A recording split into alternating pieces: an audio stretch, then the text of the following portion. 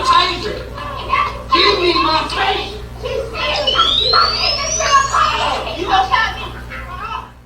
When police bullets fly, people rush to assign blame, and when the victim is black, the outrage is instant and centuries deep. But sometimes the truth behind that final gunshot is messier, more gutting than the headlines can hold. 36-year-old Vanessa Ragland was autistic and struggling, trapped in a mind that turned fear into chaos. She wasn't afraid for herself that day. She was afraid for her mother. Vanessa believed the police would hurt Rosa, the woman she loved most, and that fear sent her spiraling into a tragic chain of events no one could stop. Now as the body cam footage spreads, it's not just the officer's actions under scrutiny, it's the haunting question of how love, fear, and misunderstanding collided to end a life that never should have been lost. Welcome to the American Crime Femicide channel. Please like, share, subscribe, and hit the notification bell for future uploads.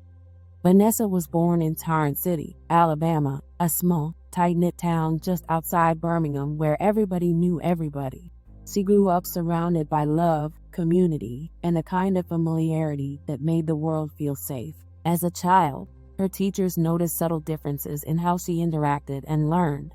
After a recommendation from one of them, her mother, Rosa, took her to be evaluated, and the results confirmed what they'd suspected. Vanessa was autistic. It was an adjustment, sure, but not a limitation. Her family believed she could live a full, happy life with patience, care, and understanding, and for the most part, she did. Vanessa graduated from the University of Phoenix in 2019 and worked diligently to support herself, splitting her time between UAB Highlands Hospital as a janitor and Goodwill, where she folded clothes part-time. Her life was filled with joy in the little things. Posting videos on social media, dancing, dressing up for photos, singing along to her favorite R&B songs, and attending family gatherings where her laughter always stood out. Music was her therapy. Her timeline showed her at concerts, smiling and swaying to Trey songs and Bow Wow at the Millennium Tour, beaming with pride as if nothing in the world could dim her spirit. She often spoke about wanting to become a mother, hopeful, despite her diagnosis, that one day she'd have a family of her own. But home wasn't always peaceful. Vanessa still lived with her mother and stepfather for safety reasons, both to protect her from predators who prey on vulnerable women, and because Rosa and her husband had frequent explosive arguments. When those arguments happened, Vanessa, ever the peacemaker, tried to step in and calm things down. In the past, it usually worked, but on October 29, 2025, it didn't. That evening, just after 5 p.m., police were called to the 600 block of Brunson Avenue for what was described as a domestic disturbance between Rosa and her partner. When the officer arrived, he found them mid-argument. Instead of diffusing the situation, things escalated. According to police, Rosa was combative, and when the officer tried to separate her from the man, chaos erupted. Vanessa, distressed and protective, moved toward the officer, believing he was about to hurt her mother. The officer tried to detain Rosa, but both he and Vanessa fell to the ground in the struggle. He repeatedly told the women to step back, but neither Vanessa nor another woman complied. As tension mounted, the officer pulled his taser, but in the confusion, Vanessa managed to grab it. The officer shouted for her to return it, and when she didn't, he fired 3 times. All 3 bullets struck Vanessa. She was rushed to UAB Hospital, where she was pronounced dead at 6:09 p.m. Word spread like wildfire. Vanessa's family immediately took to social media, claiming the shooting was unjustified and that the police should be held accountable. For a moment, it looked like another tragic case of excessive force against a black woman in crisis. But less than 24 hours later, Birmingham police released the body cam footage, and it changed everything. I'll start by saying thank you to all our media partners who are here today. I'm Michael Pickett, and I have the pleasure to serve as the Chief of Police for the Birmingham Police Department. As we discuss this officer-involved shooting, our priority has been to move really quickly to gather the facts, to cooperate with the investigating agency, and to make sure we are as transparent as possible with the public. It's extremely heartbreaking anytime there's a a loss of one of our community members. We recognize that this is an extremely difficult situation, and we're extremely saddened by the death of Vanessa Ragland.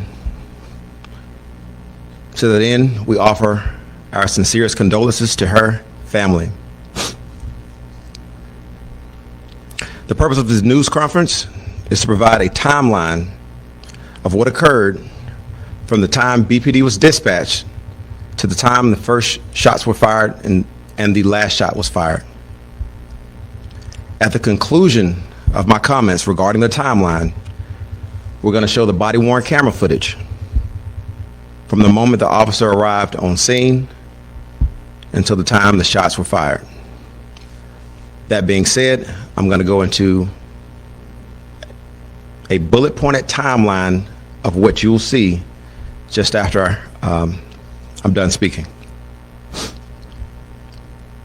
Our 911 received a call to a residence in the 600 block of Brunson Avenue on Wednesday, October the 29th. At 5:07, the call details included: thinks dad's sugar is low. There's an aggressive male trying to fight. Has taken away weapons. At 5:14, 2 officers were dispatched in separate police units to this residence, and due to the calls involving a violent person with possible weapons, that's why BPD was involved in a medical related call. The initial officer arrived at 5:21. He made contact with the family at the front door at 5:23 p.m. Immediately after making contact with the resident that opened the door for him, what you'll hear is the officer observed screams coming from within the home. Due to those screams and a person possibly being in immediate danger, you will observe the officer enter the residence and ask everyone if they're okay and what was going on. You will then observe the officer enter the bedroom of a bedroom in the residence and attempt to defuse a verbal altercation that was taking place between a male and a female. You will then hear the officer attempt to separate the 2 parties to begin his investigation on what was perceived as a domestic violence incident that was occurring. You will then hear the officer attempt to separate the 2 parties to begin his investigation. You will hear a male resident who's sitting on a bed state that he was jumped on by the female who initially became combative with our initial officer. Our investigation later revealed that that individual is the mother of the deceased. After several requests and numerous verbal commands were given to the female, and they proved to be ineffective, you'll see our initial officer attempt to detain the subject in order to gain control of the volatile situation. As the officer attempts to guide the subject away from the male and gain control of the female, you will observe her become increasingly physically combative. As the officer attempts to detain her, both she and the officer fall to the ground. After a brief struggle, the officer gives verbal commands to 2 additional females to stand back or get back. The females continue to approach the officer from behind. The officer then draws his taser. At 5:25 p.m., an additional struggle ensues with the 2 additional females. One of them falls to the ground, and one of them was the deceased, who was able to overtake the officer. At this time, the officer deploys his taser. Let me be clear, he pulls his taser first. There's a tussle. After he's overtaken, he'll deploy his taser. You will hear the taser cycling. The deployment was ineffective on the deceased. Approximately 10 seconds after being overtaken and lying on his back, with the deceased on top of him and the mother on top of him as well, he's going to say on the radio, "Step it up, I need more units." Approximately 22 seconds after being overtaken, you'll hear him request for additional units for a second time. After 37 seconds of being overtaken, you will hear the officer state, "Give me back my taser, give me my taser," 3 times. Then you will hear the taser cycling. 45 seconds after being overtaken and 7 seconds after his taser was apparently taken, the officer fired the first shot. You may or may not be able to hear this. 3 seconds after the initial shot was fired, 2 additional shots were fired. At this point, I'm gonna have them step to the side and we're gonna go ahead and show the body-worn camera footage.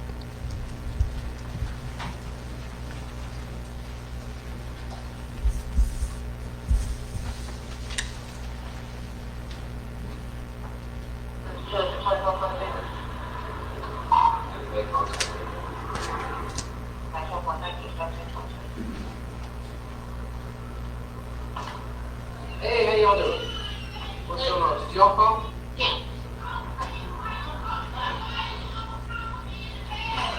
Hey, is everybody okay? Hey, what's going on? I hear people yelling. What's going on? Yeah, he on the phone. He on the phone talking to his sister. Ain't nobody even did that like that. I didn't just know that. Oh my God. So what's going on? She just tried to jump me, you know. David, see why you lying on me? She said I did something you David, I didn't see, I didn't hey, even call. hey. No, see, I didn't even call no police. I don't even know why you here. Because I didn't even call nobody. Ma'am, can I talk to him? Then I'm gonna talk to you. Why? Because I didn't. Because My husband is sick. I'm gonna talk to That's what I'm him. saying. No, I don't want you lying on me though. Ma'am, I'm going to talk to him, and then I'm going to talk Yeah, to but you. I don't want him lying on me though. Leave That's the what room I'm so I can saying. talk to I him. don't want him lying on me. Leave the room so I can talk to him. I'm damn well. I'm not seeing you. I'm probably mad. That's why you lying down here. Hey, leave the room so You I ain't can know talk to that him. you do when you lying though. You're about to go What? down. You're about to I'm go not down. going nowhere. Get out my house. You're Yeah, about get to out now. Get out now. I got a call. I got a call that I heard people yelling. So I was either on. Man, don't touch me. Stop.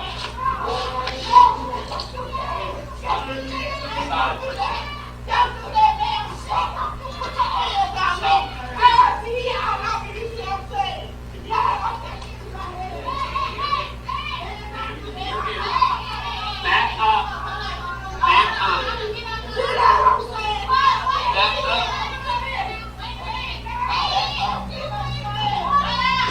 She's even. Stop. Back up. Give me your hand. Give me your hand. Give me your hand. Back up.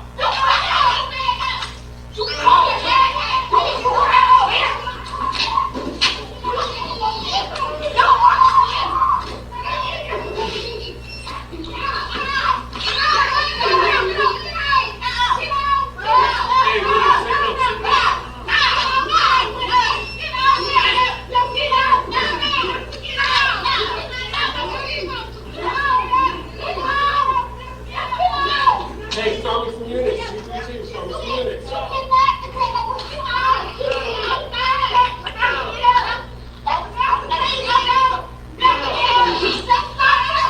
Give me my taser. Give me my taser. Give me my taser.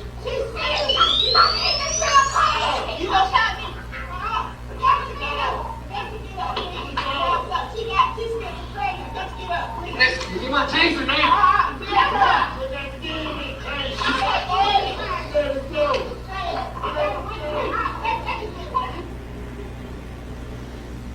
All right. Y'all can come back over.